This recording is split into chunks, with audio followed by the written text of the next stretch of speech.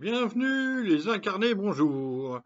Sur Je suis le devin chinois blanc du livre des changements, le I Ching, bienvenue dans l'unité de l'humanité en portrait énergétique, où je vous transmets cette connaissance du sacré. Puisque tout est énergie, aujourd'hui nous allons parler de l'énergie 42 augmentée de Simone Signoret et de son couple avec Yves Montand, parce que lui aussi a vécu dans cette énergie 42 augmentée. Cette énergie 42 augmentée composée en bas du tonnerre et en haut du vent. Je vous conseille de vous reporter aux qualités élémentaires pour mieux comprendre ce qui se passe dans les énergies. Simone naît Kaminker en 1921 dans un village allemand surveillé par les Français. Ok. Elle a des origines lointaines juives, polonaises, mais elle est élevée de façon agnostique, dit-elle. Ses parents sont dentistes, chirurgiens dentistes, et viennent s'installer en France à Neuilly-sur-Seine quand elle a 2 ans. C'est l'aînée de la fratrie.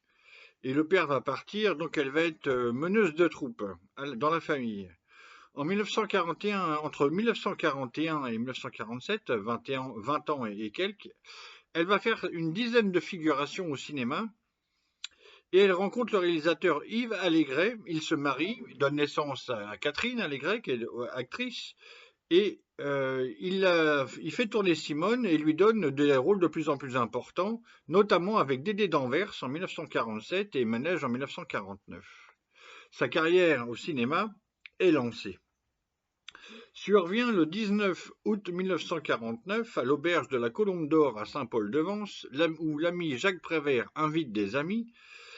Et c'est la première rencontre entre le chanteur Yves Montand et l'actrice Simone Signoret.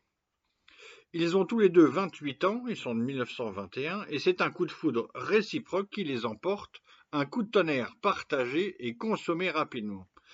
Simone divorce pour se remarier, ils se marient en 1951. Voilà pour la première partie. Pour présenter cette énergie 42, augmentée, Javert Fort écrivent, augmentée est une situation d'expansion qui appelle à une réorganisation. Augmentée est une mise en mouvement qui appelle la réaction personnelle permettant de concrétiser les changements nécessaires. Le couple s'installe d'abord à Paris, place Dauphine, il retape une librairie réaménagée en duplex.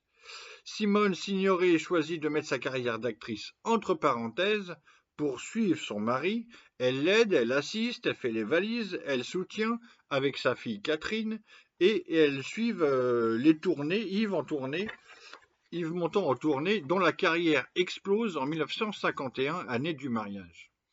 Il y a des années fastes, c'est une période faste qui s'étend pour eux sur plusieurs années, jusqu'en 1953 au moins.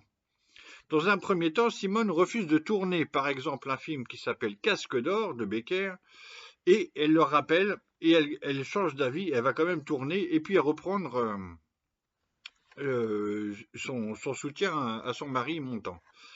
Donc Montand fait ses débuts au cinéma, lui, en 1952, avec Le salaire de la peur et les conseils de Clouzot.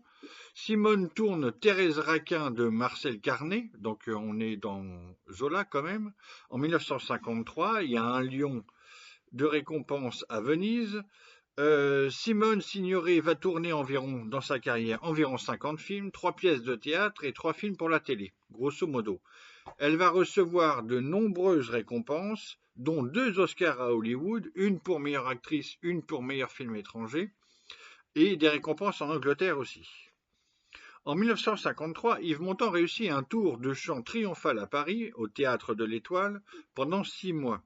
Il a gagné beaucoup d'argent et il décide d'acheter pour le couple, et avec Catherine et les amis, qui sont toujours de passage, il y a beaucoup de monde de passage chez eux, une belle et grande maison dans l'Eure, à Auteuil, à 90 km de Paris. C'est la même chose, c'est le côté augmenté de l'énergie de Yves Montand. On sait que c'est un couple engagé, sur le plan social et politique et culturel.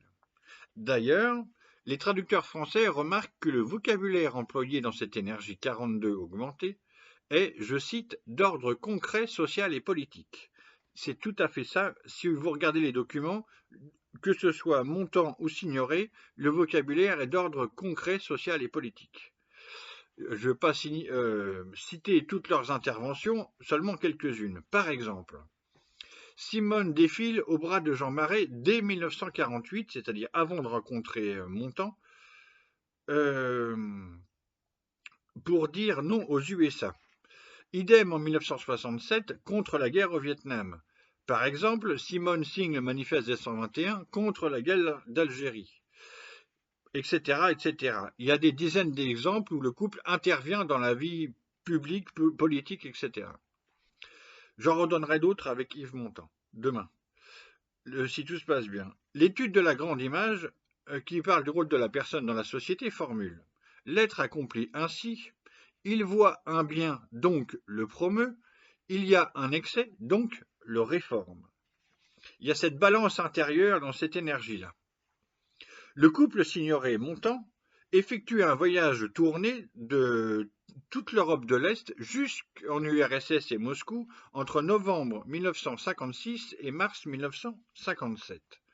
C'est un succès, un triomphe pour Montand, et ils sont juste à Moscou, ils sont même invités à la table de Khrouchtchev qui dirige l'URSS et qui vient de publier le rapport Khrouchtchev qui dénonce les crimes de Staline. Et à table, c'est Signoret qui rapporte ça, ils mangent ensemble, la grande table, et il y a une discussion franche et directe sur ce qu'ils pensent de ce qui se passe, notamment en Hongrie, les chars, etc., sur l'actualité communiste. Donc, parce qu'ils ne sont pas déclarés ouvertement communistes, mais ils sont à gauche. Et on reverra ça avec Montand, qui lui vient d'une famille clairement italienne et communiste. En septembre 1959, le couple effectue aussi un voyage aux USA jusqu'en 1960. Elle va revenir avec des récompenses, des films tournés, des rencontres forcément, et Montand séduit Marilyn Monroe et passe en hit des magazines, ce qui casse quelque chose dans le cœur et l'amour de Simone, blessée, qui va moins prendre soin d'elle, qui va fumer beaucoup et boire davantage encore. Hop, il y a un tremblement de terre. L'étude du changement indique deux sentences. La première, profitable d'avoir où aller. Donc ça correspond pleinement à sa carrière d'actrice et à leur maison d'Auteuil. D'abord la librairie retapée par Dauphine, mais surtout leur grande maison d'Auteuil où elle va s'éteindre aussi. La seconde sentence est profitable de passer le grand fleuve. Alors pour Simone Signoret, cela signifie qu'elle a réussi à dépasser son fonctionnement habituel. Par exemple, lorsqu'ils sont de retour de leur tournée du RSS, Hollywood les boude. Mais elle va rebondir en passant par le cinéma britannique, notamment Les Chemins de la Haute-Ville en 1958. Elle a donc joué en anglais pour relancer sa carrière et connaître un nouveau succès. C'est ce sens-là aussi qu'on entend dans cette sentence du jugement. Profitable de passer le grand fleuve, ça va encore plus loin. Simone a joué les classiques de la littérature, donc elle a joué du Claudel, du Zola, du Maupassant, du Simenon, et j'en passe, au service des réalisateurs, les plus grands réalisateurs du cinéma. Elle a choisi, et à un moment, elle choisit elle-même de prendre la plume, à son tour. En 1975, elle publie La nostalgie n'est plus ce qu'elle était, et en 1976, le lendemain, elle était souriante. Et son roman, qui est un vrai roman bien écrit, Adieu Volodia, écrit entre 1983 et 1984. Mais voilà, les dernières années de sa vie, sa santé vacille. En 1980, une opération pour ablation de la vésicule biliaire. Elle perd progressivement la vue. En 1985, un cancer du côlon l'emporte le 30 septembre 1985. Simone Signoret est enterrée au cimetière du Père-Lachaise à Paris. Et je conclus par un petit quatrain divinatoire. Simone Signoret est montant augmenté. Tonnerre, actrice dans le vent et engagée. Cinéma césarisé, Oscar soutient. Parfois dénonce, aide, écrit pour tendre la main. Merci.